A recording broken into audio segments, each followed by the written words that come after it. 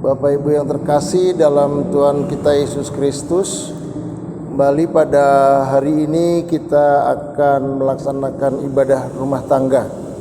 Dan puji syukur pada Tuhan kalau sampai saat ini di tengah masih maraknya wabah corona, kita masih bisa melaksanakan ibadah. Dan ibadah ini akan dipimpin oleh Bapak Pendeta Jimmy Akairot selaku KMJ GPIB Getsemani. Mari kita persiapkan hati dan pikiran kita untuk masuk menghadap Tuhan.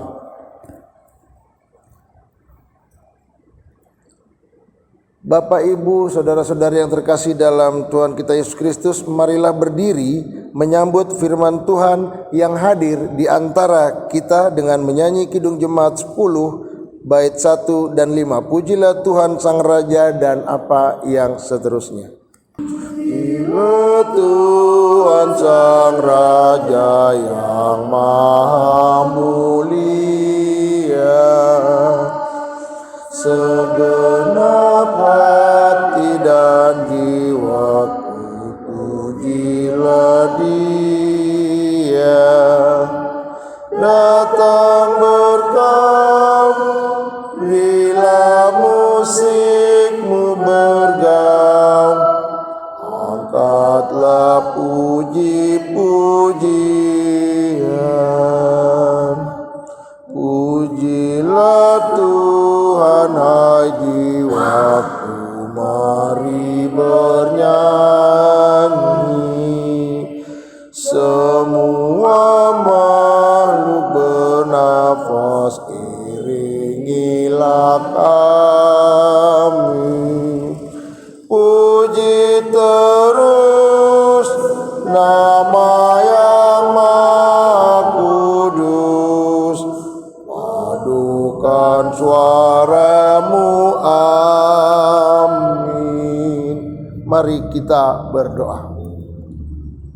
Kembali dengan segala kerendahan hati, kami umat-Mu yang beribadah dan bersekutu Tuhan, kami boleh melaksanakan ibadah kami. Berkati kami, berkati hamba-Mu Bapak Pendeta Jimmy Akairot, berkati kami semua yang ambil bagian dalam ibadah ini, juga umat-Mu, agar ibadah ini boleh berlangsung dengan seturut kehendak Tuhan. Terima kasih Tuhan. Inilah doa kami, dalam nama Tuhan kami Yesus Kristus kami berdoa. Amin. Umat Tuhan silakan duduk kembali. Kita akan kembali memuji Tuhan dengan menyanyi dari Kidung Jemaat 149 bait 1 dan 2. Sang Maha Tabib telah dekat dan apa yang seterusnya.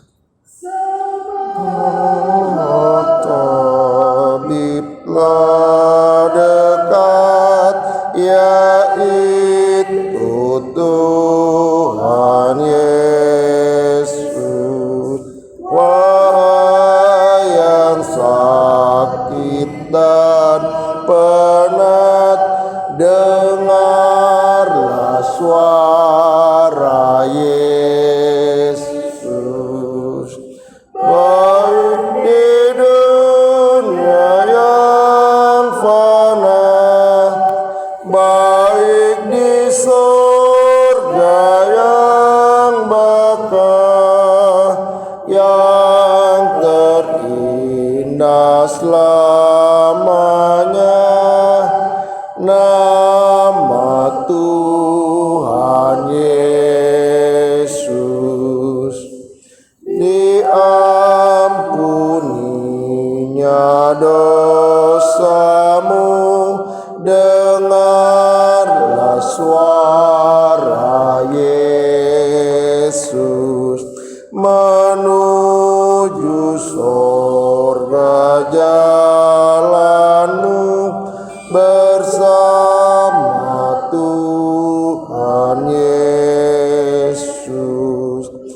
Baik di dunia yang fana, baik di surga yang bakal, yang terindah selamanya.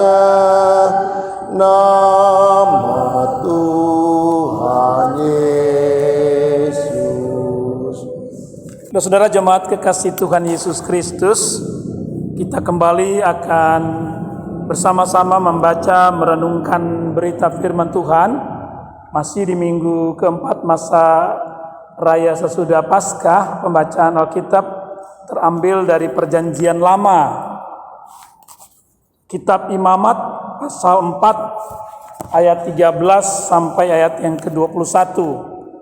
Kitab Imamat pasalnya yang ke-4 ayatnya yang ke-13 sampai ayat yang ke-21. Sebelumnya mari kita mohon pimpinan dan penyertaan Tuhan dalam kuasa Roh Kudus. Kita berdoa. Bapa di surga, dalam kasih Tuhan Yesus Kristus adalah suatu ucapan syukur yang besar naik kepadamu. Kami panjatkan karena pemeliharaanmu sungguh boleh kami alami, dan itulah yang membuat kami tetap Engkau tuntun hantar memasuki persekutuan yang beribadah dalam rangka ibadah sektor atau keluarga pada saat ini.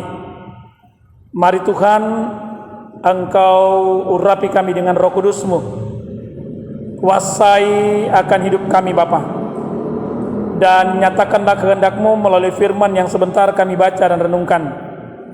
Kami mohon segala sesuatunya biarlah berkenan, agar firman-Mu nyata, hidup, dan berkuasa di tengah kehidupan kami, untuk kami lakukan dalam kehidupan yang Tuhan anugerahkan. Di dalam Yesus Kristus, firman hidup, kami berdoa dan bermohon kepada Bapa di sorga. Amin. Jemaat Tuhan, saya undang kita semua berdiri. Kita kembali membuka Imamat pasal yang keempat ayat 13 sampai 21. Demikian firman Tuhan. Jikalau yang berbuat dosa dengan tak sengaja itu segenap umat Israel, dan jemaat tidak menyadarinya, sehingga mereka melakukan salah satu hal yang dilarang Tuhan, dan mereka bersalah, maka apabila dosa yang diperbuat mereka itu ketahuan, haruslah jemaah itu mempersembahkan seekor lembu jantan yang muda sebagai korban penghapus dosa. Lembu itu harus dibawa mereka ke depan kemah pertemuan. Lalu para tua-tua umat itu harus meletakkan tangan mereka di atas kepala lembu jantan itu di hadapan Tuhan, dan lembu itu harus disembelih di hadapan Tuhan. Imam yang diurapi harus membawa sebagian dari darah lembu itu ke dalam kemah pertemuan. Imam harus mencelupkan jarinya ke dalam darah itu dan memercikannya 7 kali di hadapan Tuhan di depan tabir. Kemudian dari darah itu harus dibubuhnya sedikit pada tanduk-tanduk mezbah yang di hadapan Tuhan di dalam kemah pertemuan, dan semua darah selebihnya harus dicurahkannya kepada bagian bawah mezbah korban-korban yang di depan pintu kemah pertemuan. Segala lemak harus dikhususkannya dari lembu itu dan dibakarnya di atas mezbah. Beginilah harus diperbuatnya dengan lembu jantan itu, seperti yang diperbuatnya dengan lembu jantan korban penghapus dosa. Demikianlah harus diperbuatnya dengan lembu itu. Dengan demikian imam itu mengadakan pendamaian bagi mereka, sehingga mereka menerima pengampunan, dan haruslah ia membawa lembu jantan itu keluar perkemahan, lalu membakarnya sampai habis, seperti ia membakar habis lembu jantan yang pertama. Itulah korban penghapus dosa untuk jemaah. Demikianlah pembacaan Alkitab. Terpujilah Kristus. Haleluya. Haleluya. Haleluya. Haleluya. Jemaat yang dikasihi oleh Tuhan Yesus Kristus, Salam sejahtera kembali bagi kita semua. Saya boleh bersyukur karena Tuhan tetap memberikan kesempatan atau waktu kita dapat hadir di hadirat Tuhan lewat persekutuan yang beribadah pada saat ini. Bapak, Ibu, dan saudara-saudari kekasih Tuhan Yesus Kristus, kalau kita menyimak apa yang disampaikan lewat berita firman Tuhan pada hari Minggu kemarin, kita juga membaca dari kitab Imamat. Di situ berbicara tentang hal yang berhubungan dengan persembahan atau korban atau pemberian, ya. Benar ya? Nah, kalau dalam konteks perjanjian lama memang ada hal yang menarik untuk kita sama-sama renungkan, Bapak, Ibu, dan saudara-saudari, bahwa penekanannya adalah apa yang akan diperbuat oleh Israel dalam kaitan seperti yang diungkapkan oleh Imamat semata-mata menjadi bagian dari satu kesatuan yang Tuhan ingin supaya dalamnya bagi Israel mengalami keterlibatan Allah gitu loh ya.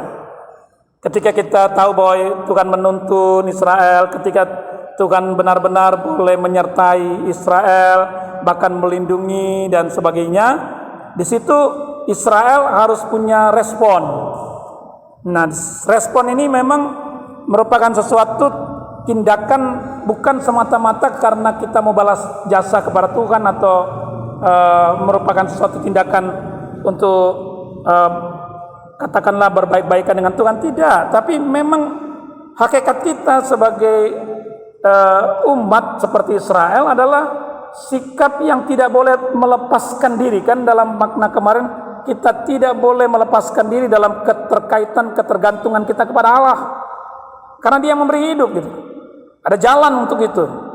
Nah, kemudian di balik semua itu ada untuk hidup sebagai orang percaya, sikap yang paling juga menjadi penting adalah hidup yang memuji Tuhan gitu ya. Itulah ungkapan syukur, korban bakaran, korban sajian dan sebagainya, itu adalah suatu sikap di mana kita benar-benar mau menyatakan pujian kepada Tuhan. Nah, Bapak dan saudara-saudari kasih Tuhan Yesus Kristus, ada hal yang sungguh indah dalam kaitan dengan firman Tuhan. Kita memahami dulu kenapa ya kaitan dengan makna korban ini. Bapak Ibu bicara tentang korban, ya, jangan berpikir tentang hanya banyak ilustrasi tentang korban ya, tetapi pengorbanan yang dilakukan itu semata-mata seringkali hanya bagaimana akan berpulang bagi dirinya, akan ada keuntungan bagi dirinya. Jadi pengorbanan, mohon maaf kalau saya katakan pengorbanan semu, tapi pengorbanan yang dimaksudkan di sini adalah bahwa memang sikap hidup itu adalah yang nyata sebagai seorang percaya kepada Tuhan Yesus yang sudah berkorban gitu ya. Kan ulang-ulang dalam khotbah saya katakan tentang apa yang namanya sacrifice, pengorbanan itu kan ya, itu bukan perbuatan bodoh, bukan perbuatan sia-sia, dan bukan untuk dirinya, tapi sesuatu yang pada akhirnya memberi arti pada hidup. Ketika Yesus melakukan pengorbanan, itu kan perbuatan suci, perbuatan kudus, sacrifice, tindakan kudus, tindakan suci, ya, yang artinya memberi arti hidup itu, bahwa hidup ini memang benar-benar kudus di mata Tuhan. Nah, karena itu kalau Israel diminta untuk melaksanakan korban-korban, Bapak, Ibu, dan saudara-saudari, mari perhatikan benar-benar di dalam Alkitab itu ada 5 ya macam bentuk pengorbanan. Kalau mau sungguh-sungguh kita pahami 5 wujud pengorbanan yang dilakukan, diminta Israel melakukannya. Nah, salah satu yang kita boleh baca dan renungkan pada hari ini adalah korban penghapus dosa. Apa yang mau digambarkan lewat aturan ini? Aturan ini, ya, kelihatannya tidak akan jauh berbeda ketika nanti pasal 5 bicara tentang penghapus salah. Nah, kelihatannya sama ya, tapi maknanya berbeda. Korban penghapus dosa, nanti di pasal 5 bicara tentang korban penghapus salah. Tapi dalam prakteknya tetap arahnya kepada penghapusan dosa. Itu dia. Salah itu bisa dimengerti mungkin sesuatu yang tidak selamanya adalah sesuatu yang bisa dikatakan dosa, tetapi dia akan berujung kepada dosa. Ya, kesalahan bisa berakibat kepada dosa. Karena itu praktek untuk korbannya sama dengan dilakukan pada penghapusan dosa. Nah, apa yang dimaknai dengan penghapusan dosa pada saat ini, Bapak Ibu dan saudara-saudari? Ya, kalau kita membaca dengan seksama dari kitab Imamat, jelas sekali ya bahwa yang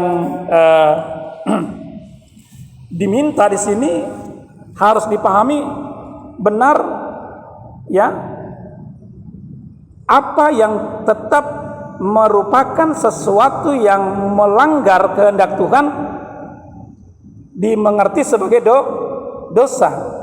Uniknya ayat 13 mengatakan, jikalau yang berbuat dosa dengan tak sengaja. Bapak Ibu dan saudara-saudari, memang mungkin kalau kita coba untuk mengambil suatu hikmah pengertian dari Bapak Ibu kan tahu cerita tentang Robin Hood ya? Ya. Atau mungkin cerita-cerita yang sama, mencuri, mengambil barang untuk kebaikan orang lain, untuk menolong orang lain. Mungkin ini bisa disejajarkan dengan pengertian jikalau berbuat dosa dengan tidak sengaja. Tapi yang dilakukan oleh Robin Hood kan sengaja mengambil, sekalipun memang membantu orang lain.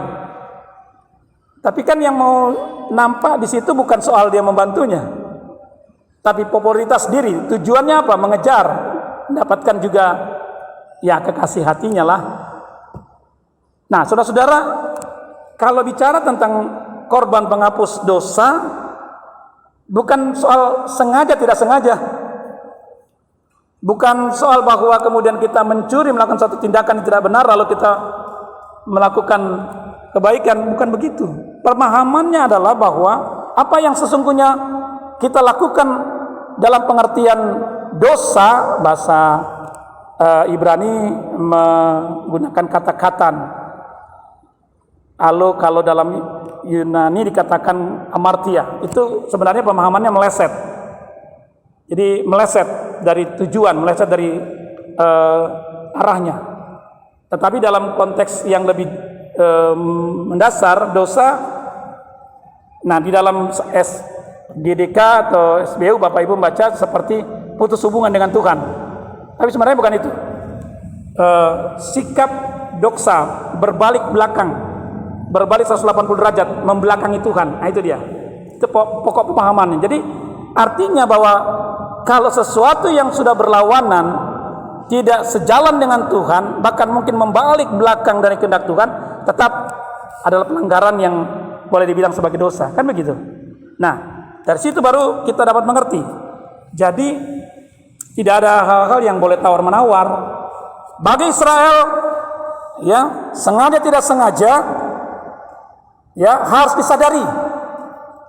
Kan dikatakan kalau jemaat menyadari, maka mereka harus melaksanakan upacara itu. Harus sadar, karena sengaja tidak sengaja kita berhadapan dengan hidup.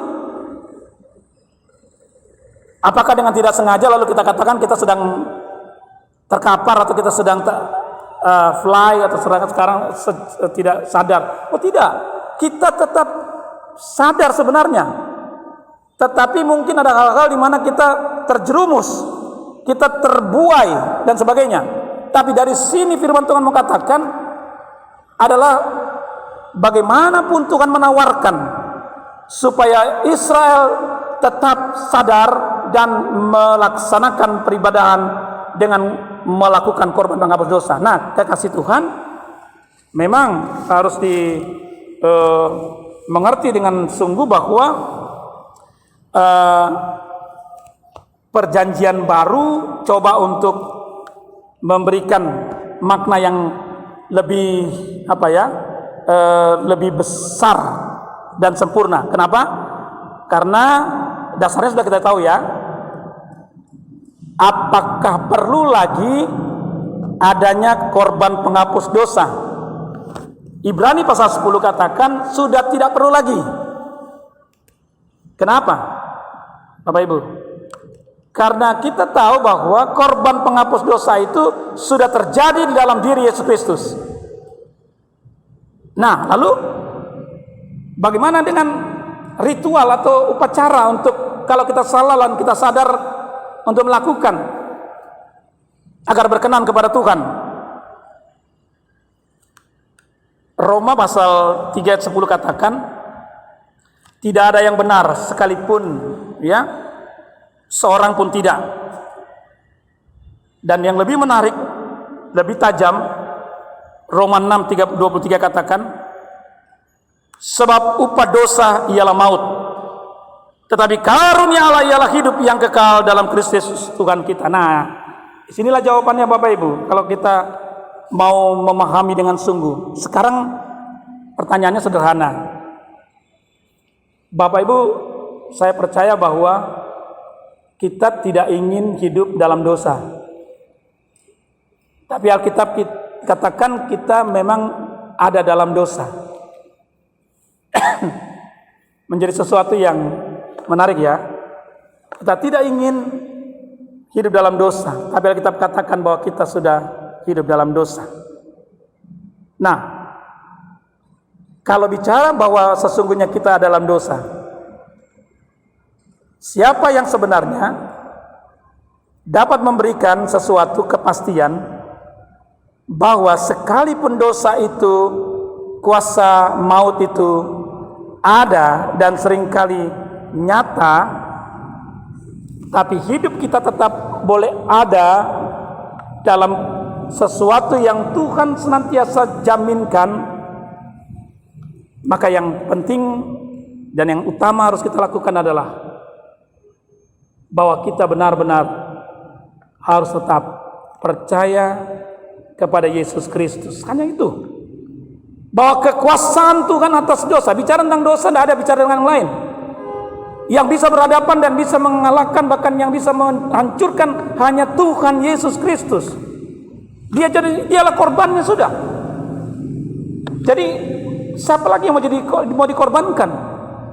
Kita tidak mampu, manusia tidak akan dapat mampu untuk menjadi korban bagi dosa dan pelanggaran yang terjadi. Tetapi kita sudah memiliki kepastian dalam Yesus. Dialah korban yang pasti bagi kita. Nah, jadi jangan takut, jangan gentar, bahkan jangan kita mereka lagi tentang dosa. Sudahlah, itu sesuatu yang memang ada, tetapi kita tidak akan pernah tenggelam, ya, dengan berbagai macam kuasa dosa kalau kita benar-benar yakin pada kuasa Tuhan Yesus Kristus. Itu mungkin sederhana memahaminya, tetapi Bapak Ibu dan saudara-saudari, hari ini kita diajak untuk melihat dengan pasti, ya, tidak akan ada lagi korban, karena Yesus sudah menjamin sebagai yang mengorbankan dirinya untuk mau menebus segala dosa kita. Jadi kalau begitu Bapak Ibu dan saudara-saudari lalu bertanya, apa dosa masih ada? Ya masih.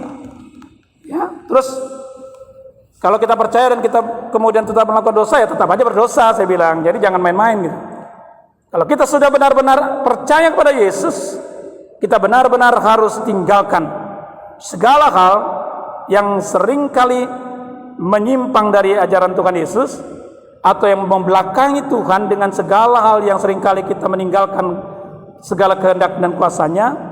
Yang kita akan hadapi adalah maut, kematian. Saya percaya Bapak Ibu, kita diselamatkan. Jangan takut. Jangan lalu ada yang berpikir, Pak Pendeta, sekarang ini COVID-19 ini kuasa dosa ya. Waduh, saya bilang itu barang bukan satu yang kelihatan, fana. Jangan, bagaimana yang fana mau dibilang berdosa? Ya, manusia yang berdosa. Ya kalau dia benar-benar percaya dan yakin bahwa Tuhan memberikan kehidupan bagi dia, jauhi segala dosa. Ya. Jadi kalau gitu, kalau orang yang kena penyakit kemudian kena virus itu berdosa, salah juga. Nah, karena memang penyakit itu tidak berdosa, dia memang datang, dia menghadirkan dirinya bagi segala kehidupan yang ada. Nah, yang pasti bahwa percaya ada kuasa itu, bahwa tidak perlu ada korban lagi, yang ada adalah keselamatan dalam Tuhan Yesus Kristus. Jadi intinya jangan menyalahkan dan jangan berbuat dosa lagi, artinya kata Tuhan Yesus. Tapi mari berbuat untuk punya semangat hidup. Ya, percaya benar bahwa tidak ada satupun dalam dunia ini yang bisa mengalahkan kuasa Tuhan Yesus Kristus. Dialah sudah memberikan dirinya, bahkan maut yang kita tidak bisa mengerti dan tidak bisa tahu bagaimana kedalaman dan perinya, bahkan mungkin gelapnya, Yesus sudah memasukinya untuk membuatnya menjadi kehidupan bagi kita. Jadi mari sebagai orang percaya, ibu bapak di rumah, dalam sukacita penuh menyambut akan kebenaran firman Tuhan hari ini. Ya, kalau kita sudah diajak untuk memberikan persembahan syukur kita kepada Tuhan, hidup yang kita punya sebagai persembahan yang berbau harum di mata Tuhan, mari kita belajar untuk sungguh-sungguh dengan tekad yang penuh, tanggalkan semua yang berhubungan dengan dosa, yang melenceng, yang membelakangi, atau yang jelas-jelas meninggalkan kehendak Tuhan. Kita tetap ada dalam kehendaknya. Hari ini firman ini berbicara menguasai hidup kita, supaya kita benar-benar tahu bahwa hidup kita terjamin dan segala kuasa dosa akan dijauhkan, bahkan akan diinyahkan. Kita hidup oleh kasih karunia Tuhan Yesus Kristus. Amin.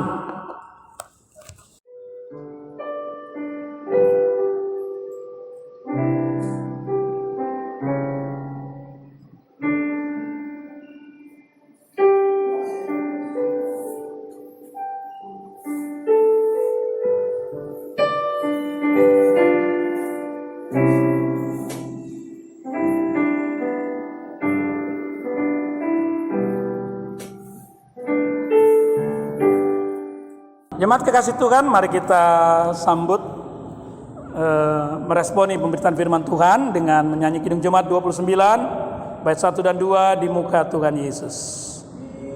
Muka Tuhan Yesus betapa hina diriku, ku bawa dosa-dosaku di muka Tuhan Yesus, di muka Tuhan Yesus, tersungkur karena dosaku, ku buka kerinduanku di muka Tuhan Yesus.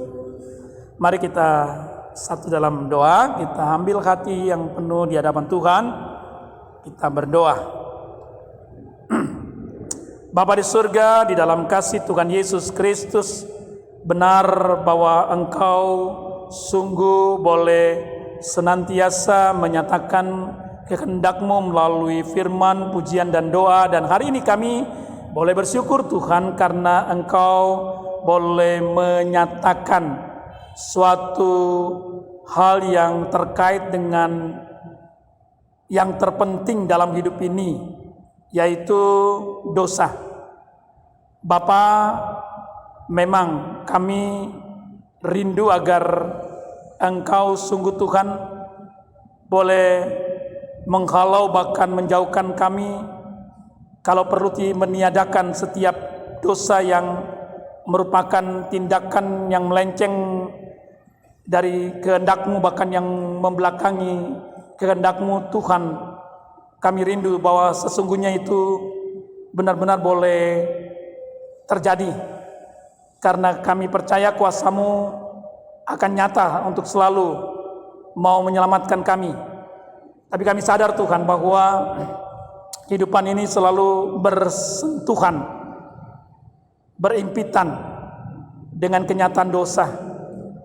Setiap kali apa yang kami pikirkan, kami katakan, kami mau perbuat, selalu dosa sudah mengintip, yang bisa membuat kami terkadang tidak dapat lagi hidup dalam kedamaian, karena Tuhan sendiri tahu bagaimana seringkali kami merasakan kekhawatiran, merasakan ketidaktenangan, ketidaknyamanan, kegelisahan, terkhusus ketika Engkau memperhadapkan kami dengan situasi sekarang. Sekalipun Tuhan waktunya memang sudah cukup lama yang membuat kami menganggap sudah biasa-biasa saja, tapi ternyata ancaman virus corona terus mau mengerongrong kehidupan manusia, bahkan kami. Tolong Tuhan, jangan kami jatuh di dalam dosa dengan mungkin mencari kesalahan atau mencari pembelaan, bahkan mungkin juga melakukan hal-hal yang tidak benar karena kami mengalami persoalan ekonomi, persoalan dalam hubungan dengan sesama. Tuhan tolonglah agar kami diperdamaikan sungguh, karena kami percaya bahwa Engkau sudah mendamaikan hidup kami dengan Engkau melalui pengorbanan Yesus Kristus Tuhan kami. Selamatkan kami di tengah-tengah situasi seperti ini Tuhan. Jangan bawa kami kepada dosa, tapi selamatkan kami untuk sungguh-sungguh memiliki semangat hidup, melihat dan membantu mereka yang sungguh membutuhkan pertolongan, memberikan diri sebagai bagian daripada pengorbanan untuk membuat hidup ini lebih berarti, bukan untuk diri kami, tetapi banyak orang tertolong, banyak orang boleh terselamatkan. Seringkali kami sulit untuk bicara pengorbanan. Minggu kemarin kami diperhadapkan firman Tuhan untuk memberi dan memberi, untuk melaksanakan pengorbanan, tetapi kami berhitung, bahkan kami merasa rugi atau merasa berkekurangan. Tuhan tolong kami. Sebagai gereja Tuhan kami percaya kami diperhadapkan dengan sikap hidup bagaimana kami harus membuka diri dalam memberikan pengorbanan dan menyalurkan pengorbanan yang sesungguhnya Tuhan sudah lakukan bagi kami. Biarlah hari ini Tuhan, tidak lagi kami bicara tentang dosa, tapi kami berbicara tentang bagaimana kami melakukan kehendak Tuhan, agar kuasa dosa benar-benar tidak akan ada lagi bisa menguasai, tetapi yang ada adalah kuasa Tuhan Yesus. Berkati jemaat-Mu di tengah kehidupan rumah tangga masing-masing. Terus kami berdoa Tuhan, beri kekuatan, ketabahan, dan semangat hidup untuk menyongsong hari-hari hidup yang Tuhan tetap sediakan. Masa pandemi ini memang tetap menjadi ancaman, tapi ada bagian yang Tuhan tetap sediakan bagi orang percaya, yaitu kehidupan tetap ada dalam jaminan Tuhan Yesus Kristus. Dan kami percaya Tuhan menyelamatkan kami. Dan berkati juga akan kehidupan anak-anak kami. Terima kasih karena kasih penyertaan Tuhan.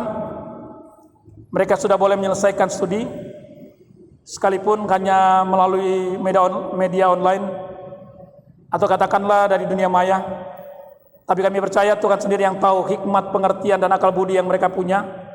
Dan mereka boleh mendapatkan kelulusan dari setiap jenjang pendidikan yang mereka boleh lalui. Dan mereka boleh bersyukur Tuhan, karena Tuhan memelihara hidup mereka. Bukan saja ketika mereka ada di rumah, tapi mereka tetap ada dalam pendidikan yang Tuhan beri dengan hikmat yang Tuhan anugerahkan. Untuk anak-anak kami yang masih boleh menunggu hasil untuk ulangan atau ujian kenaikan kelas, Tuhan tolong berkati juga.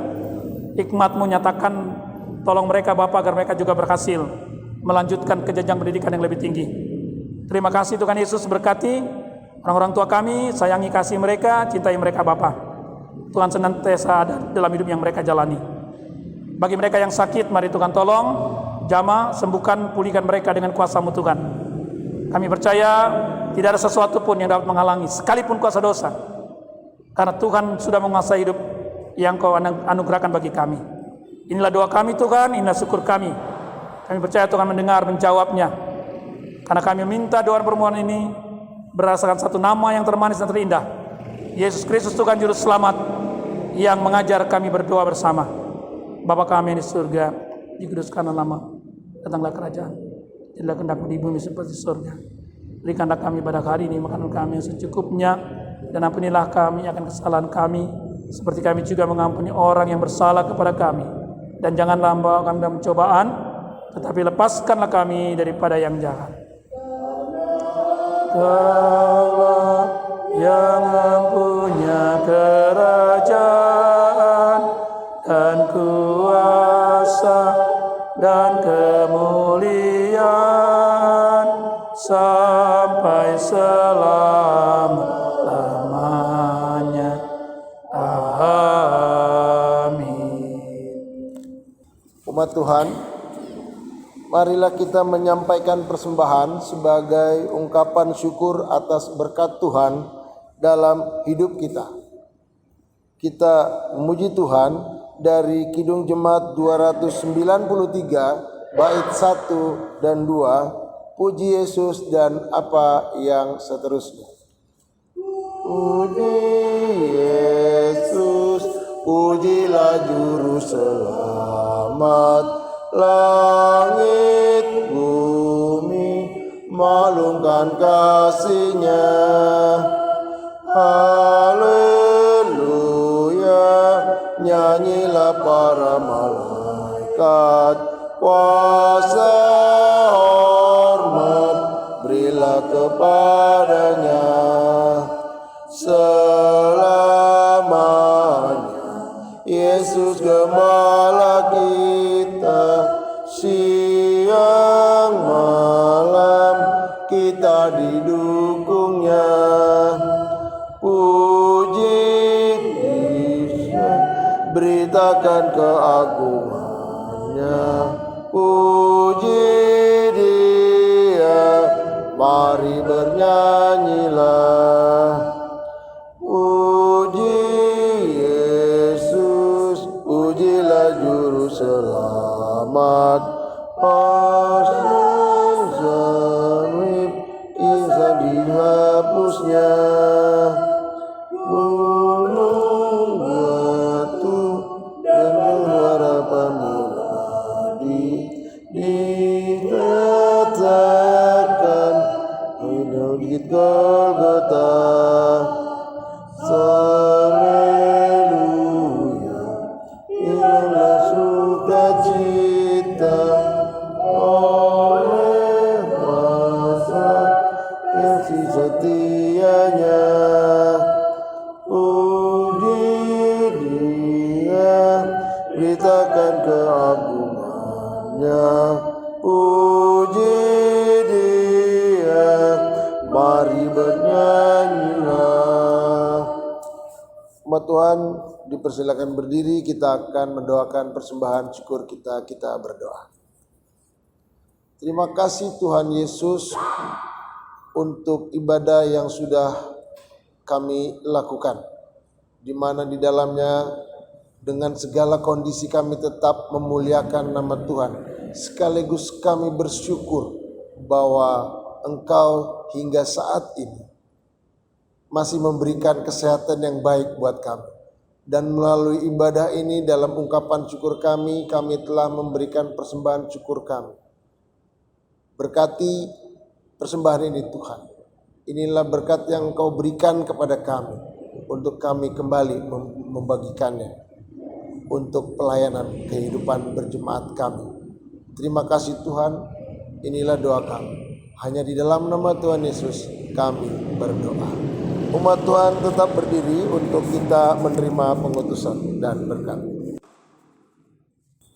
Kasih Tuhan, mari kita bersama menaikkan pujian Kidung Jemaat 354 bait 1 dan 2 dengan lembut Tuhanku. Dengan lembut Tuhanku di dalam kasih-Nya, mencari akan aku yang hilang bercela.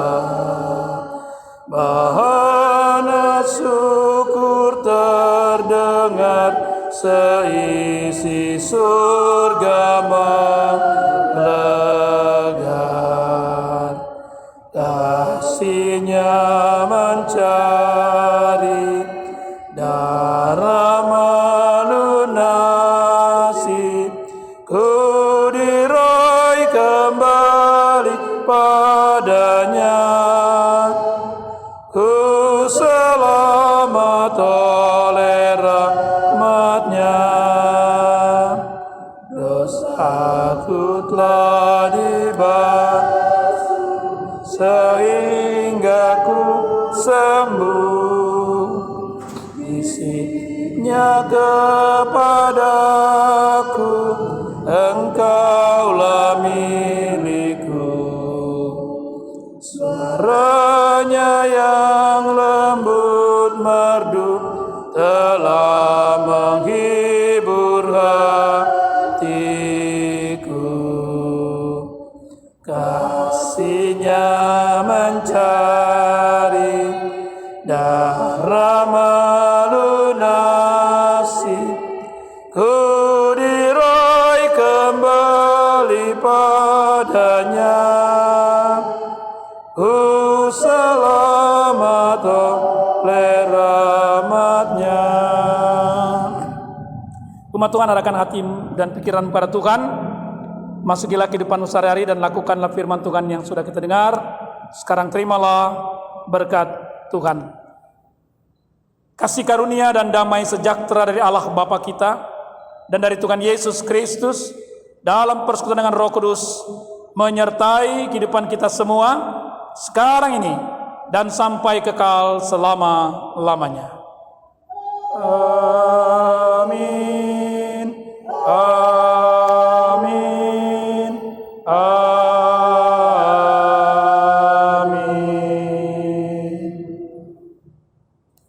Umat Tuhan, ibadah kita telah selesai. Mari kita tetap setia dan taat dalam melaksanakan kehendak Tuhan.